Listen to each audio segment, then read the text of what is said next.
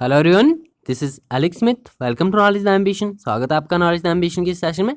तो यहाँ पर हम कर रहे हैं Himachal Pradesh police constable and HRTC conductor के रिगार्डिंग आपका जो जीए का सेशन है उसकी इंपॉर्टेंट सीरीज हम लेके चल रहे हैं। तो ये पार्ट 17 है, इसे हम आज डिस्कस करेंगे। इससे पहले की वीडियोज़ अगर आपने नहीं देखी है तो आप प्लेलिस्ट सेक्शन में ज़रूर विजिट कीजिएगा, वहाँ पर आपको सभी वीडियोज़ एक साथ मिल जाएंगी, आप उन्हें देख सकते हो। इसके अलावा आप किसी भी एग्जाम की तैयारी कर रहे हो तो मोस्ट इंपॉर्टेंट क्वेश्चन यहाँ पर डिस्कस किए जा रहे हैं, आप इस वीडियो को देख सकते हो। तो स्टार्ट करते हैं। और बात करें, अगर आप चैनल पर पहली बार आए हैं तो प्लीज़ चैनल को सब्सक्राइब भी कर लीजिए और नोटिफिकेशन बेल को ऑन भी कर लीजिए, ताकि आने वाले सभी रेगुलर अपडेट जो है आप तक रेगुलरली पहुंचते रहें। और इस वीडियो का पीडीएफ जो है आपको हमारे टेलीग्राम चैनल या व्हाट्सएप ग्रुप में मिल जाएगा, जिसका लिंक जो है डिस्क्रिप्शन बॉक्स में दे दिया गया है, आप वहाँ से ज्वाइन कर सकते हो। तो स्टार्ट करते हैं। हमारा पहला क्वेश्चन सभी मोस्ट इंपॉर्टेंट क्वेश्चन है, तो आपको वीडियो को एंड तक देखना है। पूछा गया है कि पनियान और इरुला जनजातियाँ किस राज्य में निवास करती हैं? उड़ीसा में, तमिलनाडु में, मणिपुर में या तेलंगाना में? तो इस क्वेश्चन का राइट आंसर है आपका ऑप्शन नंबर बी, यानी तमिलनाडु में। इन दो जनजातियों के आपको नाम याद रखने हैं। कौन कौन सी? एक है आपकी पहली पनियान, दूसरी है इरुला। ये दो जनजातियां जो है आपकी कहाँ पर निवास करती है? तमिलनाडु में निवास करती है। ऑप्शन नंबर बी इसका राइट आंसर है।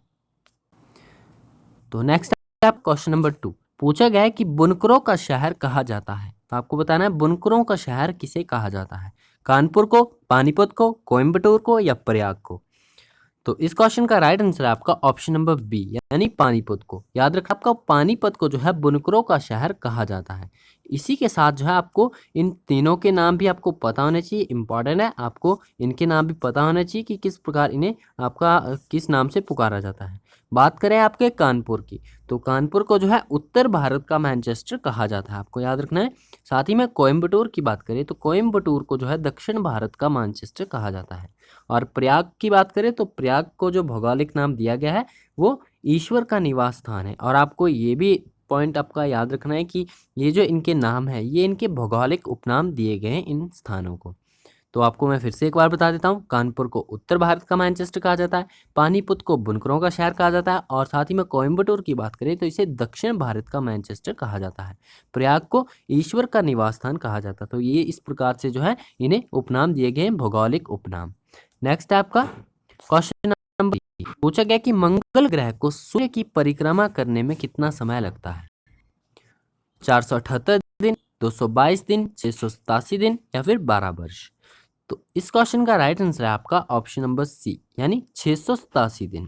मंगल ग्रह को सूर्य की परिक्रमा करने में कुल आपका 687 डेज का समय लगता है, आपको ये याद रखना है। ऑप्शन नंबर सी इसका राइट आंसर है। नेक्स्ट है आपका क्वेश्चन नंबर 4, पूछा गया कि विसुवियस ज्वालामुखी किस देश में स्थित है? अब ये ज्वालामुखी का नाम आपको यहाँ पर दिया गया है कि ज्वालामुखी का नाम क्या है? विसुवियस ज्वालामुखी। आपको बताना है कि ये किस किस देश में स्थित है? कंबोडिया में, इंडोनेशिया में, जापान में या इटली में? तो इस क्वेश्चन का राइट आंसर है आपका ऑप्शन नंबर डी, यानी इटली में। जो आपका विसुवियस ज्वालामुखी है वो इटली में स्थित है, आपको ये याद रखना है। नेक्स्ट आपका क्वेश्चन नंबर 5, पूछा गया है कि सिंधु घाटी की सभ्यता के लोगों का मुख्य व्यवसाय क्या था? व्यापार, खेती, शिकार या इनमें से कोई नहीं? तो आपको पता होगा, अगर आपने एंशिएंट हिस्ट्री पढ़ी है तो आपको पता होगा इस क्वेश्चन का राइट आंसर। सिंधु घाटी की सभ्यता के लोगों का मुख्य व्यवसाय क्या था? व्यापार था। ऑप्शन नंबर 1 इसका राइट आंसर है, आपको ये याद रखना है। नेक्स्ट आपका क्वेश्चन नंबर 6, पूछा गया कि निम्न में से किसने कृष्ण को हेरोक्लीस कहा था? तो कृष्ण को जो है हेरोक्लीस नाम से किसने पुकारा था, या किसने हेरोक्लीस कहा था कृष्ण को? आपको ये बताना है। अरस्तु ने, मेगास्थनीज ने, सुकरात ने या इनमें से कोई नहीं? तो इस क्वेश्चन का राइट आंसर आपका ऑप्शन नंबर 2, यानी मेगास्थनीज ने। मेगास्थनीज ने जो है कृष्ण को हेरोक्लीस के नाम से पुकारा था। हेरोक्लीस आपको याद रखना है, कृष्ण को मेगास्थनीज ने पुकारा था।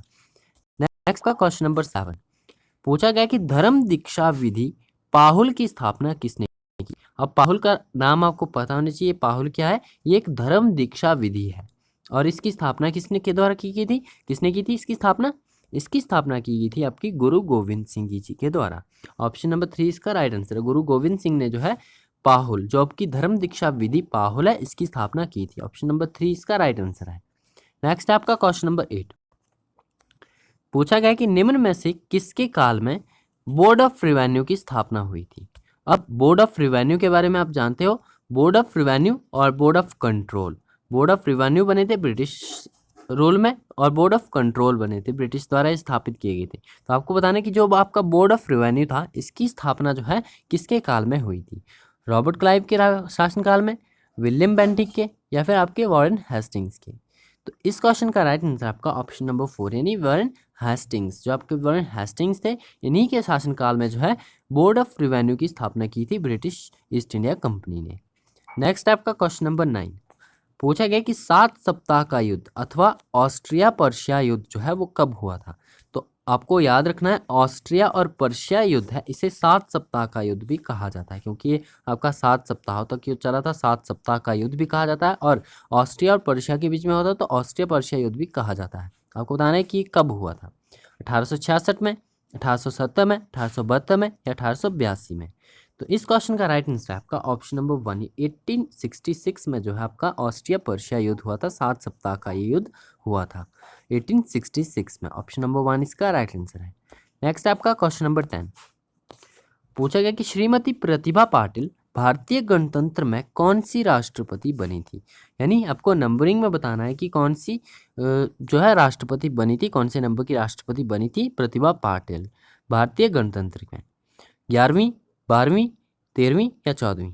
तो इस क्वेश्चन का राइट आंसर आपका ऑप्शन नंबर 2 यानी 12वीं राष्ट्रपति बनी थी श्रीमती प्रतिभा पाटिल। भारतीय गणतंत्र में जो है 12वीं जो आपकी राष्ट्रपति थी वो बनी थी श्रीमती प्रतिभा पाटिल। तो आपको याद रखना है। नेक्स्ट आपका क्वेश्चन नंबर 11 पूछा गया कि भारतीय विदेश व्यापार संस्थान कहाँ पर स्थित है? अब जो आपका भारतीय विदेश व्यापार संस्थान है वो कहाँ पर स्थित है? हैदराबाद में, मुंबई में, न्यू दिल्ली में, या इनमें से कोई नहीं? तो इसका राइट आंसर है आपका ऑप्शन नंबर 3 यानी नई दिल्ली में। न्यू दिल्ली में जो है आपका भारतीय विदेश व्यापार संस्थान स्थित है। भारतीय विदेश व्यापार आपको याद रखना है, क्योंकि नाम आपके काफ़ी कन्फ्यूज़न होते हैं इन ऑर्गेनाइजेशंस के, और जो आपकी ये इंस्टीट्यूशन होते हैं तो इनके बारे में आपको मेनली ध्यान देना है, नाम पे ध्यान देना है और कहाँ पर इनका हेडक्वार्टर स्थित है। तो आपको याद रखना है भारतीय विदेश व्यापार संस्थान का हेडक्वार्टर आपका ये कहाँ पर स्थित है? ये न्यू दिल्ली में स्थित है। ऑप्शन नंबर 3 इसका राइट आंसर है। नेक्स्ट आपका क्वेश्चन नंबर 12 पूछा गया कि बल किसका गुणनफल है? अब बल यहाँ पर आपका साइंस का क्वेश्चन पूछा गया है। पूछा गया कि जो आपका बल है वो किसका गुणनफल है? द्रव्यमान का, त्वरण का, एक और दो दोनों का, या इनमें से कोई नहीं? तो इसका राइट आंसर आपका ऑप्शन नंबर 3 यानी द्रव्यमान और त्वरण का जो गुणनफल है वो बल कहलाता है। ऑप्शन नंबर 3 इसका राइट आंसर आपको याद रखना है। द्रव्यमान और त्वरण जो है ये बल किसका गुणनफल है? ये द्रव्यमान और त्वरण का जो है गुणनफल है। नेक्स्ट आपका क्वेश्चन नंबर 13 पूछा गया कि एक्सरे का आविष्कार किसने किया? जो आपकी एक्सरे होता है हॉस्पिटल्स में आपको एक्सरे किया जाता है वो एक्स रेज के थ्रू किया जाता है। आपकी रेज कई प्रकार की होती है, जैसे कि X rays, Y rays, gamma rays, ultraviolet rays, UV rays, जो भी आपकी इस प्रकार की रेज हैं उसमें से आपको बताना है कि जो आपकी एक्स रे है इसका आविष्कार किसने किया था? डब्ल्यू रॉडसन ने, रॉबर्ट मैरेट ने, जेम्स वॉट ने, या इनमें से कोई नहीं? तो इस क्वेश्चन का राइट आंसर आपका ऑप्शन नंबर 1 यानी डब्ल्यू रॉडसन जो है एक्सरे का आविष्कार किया था। मोस्ट इंपॉर्टेंट है, आपको पता होना चाहिए डब्ल्यू रॉडसन ने जो है अब एक्सरे का आविष्कार किया था। नेक्स्ट आपका क्वेश्चन नंबर 14 पूछा गया कि निम्न में से किस धातु को सफ़ेद स्वर्ण कहा जाता है? अब सफ़ेद स्वर्ण किस धातु को कहा जाता है? सोडियम को, प्लैटिनम को, कॉपर को, या इनमें से कोई नहीं? तो इस क्वेश्चन का राइट आंसर है आपका ऑप्शन नंबर 2 यानी प्लैटिनम। निम्न में से जो है आपका प्लैटिनम धातु को सफ़ेद स्वर्ण कहा जाता है यानी सफ़ेद सोना कहा जाता है। अब बात करें आपका सफ़ेद सोना का, तो आपको पता चल गया प्लैटिनम को कहा जाता है। आप मुझे कमेंट बॉक्स में बताइए कि काला सोना किसे कहा जाता है, किस धातु को जो है आपका काला सोना कहा जाता है। कमेंट बॉक्स में इसका आंसर ज़रूर दीजिएगा यदि आपको आता है तो। नेक्स्ट है आपका क्वेश्चन नंबर 15 पूछेगा कि भारत में इंटरनेट का आधिकारिक रूप से आगमन कब हुआ? भारत में इंटरनेट का आधिकारिक रूप से आगमन कब हुआ? तो इसका राइट आंसर आपका ऑप्शन नंबर 3 15 अगस्त 1995 में जो है भारत में इंटरनेट का आधिकारिक रूप से आगमन हुआ था।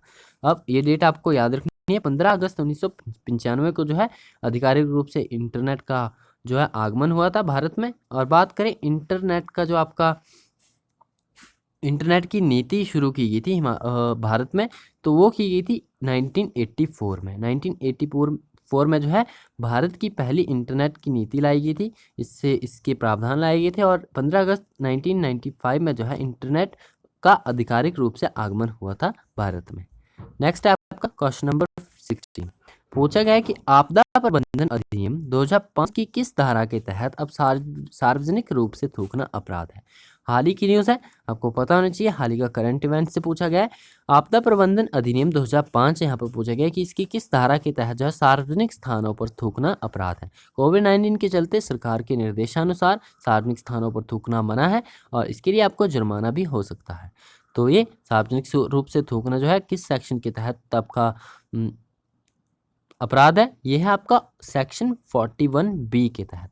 आपदा प्रबंधन अधिनियम 2005 के सेक्शन 41B के तहत जो है सार्वजनिक स्थानों पर थूकना अपराध है, तो आपको ये याद रखना है। नेक्स्ट है आपका क्वेश्चन नंबर 17 पूछा गया कि गार्टनर 2019 डिजिटल कार्यस्थल सर्वेक्षण के अनुसार दुनिया के सबसे डिजिटल रूप से कुशल देश का नाम बताइए।